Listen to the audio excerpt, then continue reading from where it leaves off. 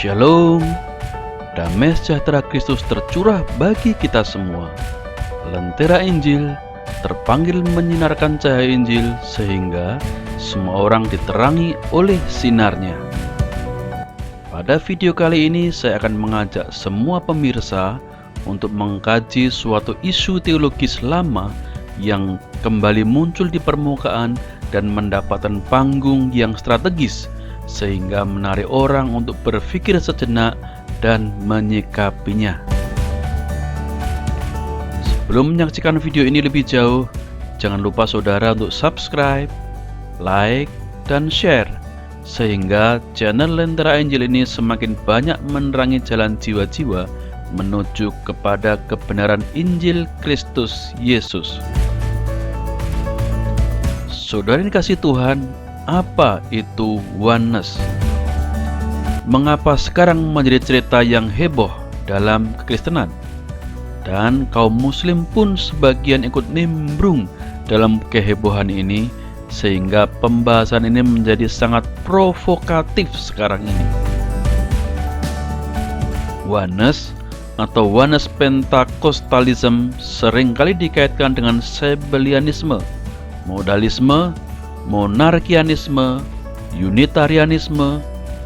Namun, oneness ini lebih menekankan kepada nama Yesus, sehingga juga disebut Jesus Only Movement. Jadi, bisa dikatakan oneness ini sebagai sekte modern karena muncul setelah gerakan Pentakosta. Dan mereka pada mulanya terlibat dalam gerakan Pentakosta awal. Sebagian pengikut gerakan Pentakosta ini mengalami pengalaman baru pada nama Yesus yang penuh kuasa dalam baptisan, yang kemudian mereka sebut sebagai pewahyuan baru. Kemudian dari pengalaman baru itu mereka mencari ayat-ayat Alkitab pendukung yang bisa mendukung pengalaman baru tersebut. Hal ini menyebabkan perpecahan di kalangan Pentakosta yang baru berdiri. Jadi, teologi oneness ini didasari dari pengalaman pribadi subjektif, baru kemudian mencari dukungan ayat untuk mendapatkan pembenaran pengalaman tersebut. Ini tentu berbeda atau berkebalikan dari teologi yang sehat. Dalam ajaran yang sehat, pengalaman rohani dituntun oleh kebenaran firman Tuhan. Artinya, kebenaran firman Tuhan mendahului atau mendasari pengalaman rohani itu, bukan sebaliknya. Padahal, Alkitab mengatakan bahwa firman Tuhan merupakan dasar atas seluruh kehidupan orang Kristen, bukan pengalaman rohaninya. 2 Tesalonika 2 ayat 15 mengatakan demikian. Sebab itu, berdirilah teguh dan berpeganglah pada ajaran-ajaran yang kamu terima dari kami, baik secara lisan maupun secara tertulis. Ini artinya bahwa ajaran-ajaran para rasul yang mengajarkan ajaran Yesus baik lisan maupun tertulis merupakan dasar dari kehidupan setiap orang percaya, termasuk juga pengalaman rohaninya. Nah, oneness ini berbeda. Pengalaman subjektif mereka menjadi dasar ajaran, sedangkan Alkitab dipakai sebagai pendukung atau pembenar atas pengalaman subjektif mereka. Secara istilah, oneness artinya menekankan keesaan Tuhan. Jadi, secara arti itu tidak masalah, karena ajaran Kristen dari gereja mula-mula hingga gereja-gereja denominasional sekarang ini mengakui bahwa Tuhan itu Esa. Lalu, masalahnya di mana? Pertama, masalahnya adalah mereka hanya menerima dimensi keesaan Allah secara ekstrim, namun mengabaikan kemajemukan dalam perwujudan atau realitas pribadi diri Allah. Padahal kedua dimensi ini sama-sama dinyatakan oleh Alkitab. Akhirnya mereka menolak Tritunggal, sebuah ajaran yang telah menyatukan gereja-gereja Am, dari gereja mula-mula hingga gereja modern di seluruh dunia dan di segala zaman, yang membuat gereja bertahan dalam kesatuan karena keyakinan satu identitas kepercayaan yang diyakini, yaitu ajaran Tritunggal. Menurut penganut Oneness, Tritunggal itu berarti tiga Allah yang menjadi satu. Sehingga menurut mereka, ajaran ini bertentangan dengan ajaran keesaan Tuhan. Tentu pandangan itu tidak benar, karena Tritunggal yang dipercaya orang Kristen bukan tiga Allah yang menyatu, tetapi dalam hakikat diri Allah yang esa itu ada tiga pribadi yang tidak terpisah, namun juga tidak tercampur. Maka ketiganya, yaitu Bapa, Firman, dan Roh Kudus adalah esa dari kekal hingga kekal. Artinya apa? Artinya sebenarnya mereka, aliran Oneness ini, tidak menolak Tritunggal Kristen, tetapi menolak Triteisme.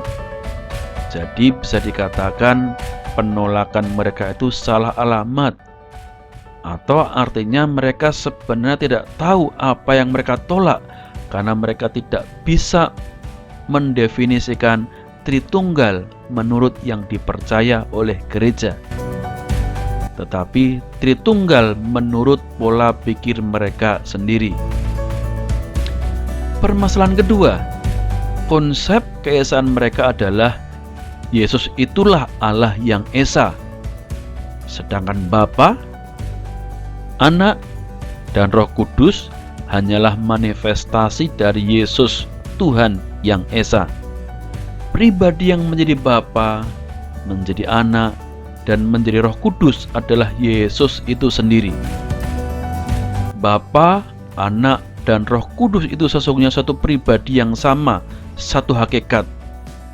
Bapa yang mengutus adalah sama dengan Yesus yang diutus, sama juga dengan Bapa yang disalib, dan sama juga dengan Roh Kudus yang diminta kepada Bapa untuk menjadi penolong yang lain. Mengapa ajaran ini dianggap salah? Pertama, ajaran Oneness ini menjadikan relasi Bapa, Anak, dan Roh Kudus baik dalam berkomunikasi, berdialog, menyatakan diri, dan bertindak hanya sandiwara belaka. Saya kasih contoh. Dalam Yohanes pasal 14 ayat 16 dikatakan, Aku akan meminta kepada Bapa, dan Ia akan memberikan kepadamu seorang penolong yang lain, supaya Ia menyertai kamu selama-lamanya. Yohanes 14 ayat 16 ini adalah perkataan Yesus kepada murid-muridnya. Nah, artinya apa? Jika Yesus adalah Bapa dan Bapa adalah Roh Kudus adalah Yesus. Artinya, perkataan Yesus ini hanya pura-pura saja, karena sebenarnya Ia meminta kepada dirinya sendiri untuk mengirim dirinya sendiri juga, dan meminta agar Roh Kudus diutus sebagai penolong yang lain. Itu pun juga pura-pura atau bersandiwara saja, karena sebenarnya yang diutus adalah dirinya sendiri. Inilah jika ajaran Oneness itu diterima, maka apa yang dikatakan Yesus ini bisa diartikan sebagai kepura-puraan atau sandiwara belaka. Kedua, ajaran ini bertolak belakang dengan pernyataan tentang kesetaraan Yesus dan Bapa dalam Filipi pasal 2 ayat 5 sampai ayat yang ke-7. Ayat itu berbicara demikian, Hendaklah kamu dalam hidupmu bersama menaruh pikiran dan perasaan yang terdapat juga dalam Kristus Yesus, yang walaupun dalam rupa Allah tidak menganggap kesetaraan dengan Allah itu sebagai milik yang harus dipertahankan, melainkan telah mengosongkan dirinya sendiri dan mengambil rupa seorang hamba dan menjadi sama dengan manusia. Setara artinya sama tinggi, sama level, sama tingkatannya. Pertanyaannya, sama dengan siapa? Tentu yang dimaksud sama tinggi, sama level, sama tingkatan itu adalah sama dengan pihak lain, bukan dengan dirinya sendiri. Apalagi dengan jelas dikatakan yang walaupun dalam rupa Allah tidak menganggap kesetaraan dengan Allah itu sebagai milik yang harus dipertahankan. Nah, dari sini artinya Yesus itu dalam rupa Allah dan mempunyai kesetaraan dengan pihak lain yaitu Allah.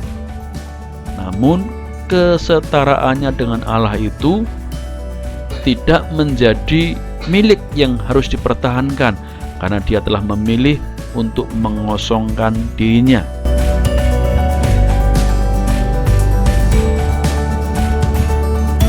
Jadi, ajaran oneness bertentangan dengan ayat firman Tuhan ini.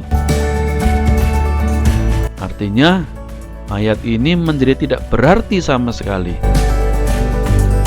Nah, dengan paparan saya ini, semoga semua penonton yang budiman mendapatkan pemahaman yang lebih baik tentang ajaran yang benar dan tidak mudah tergoyahkan oleh berbagai-bagai angin pengajaran. Tuhan Yesus memberkati.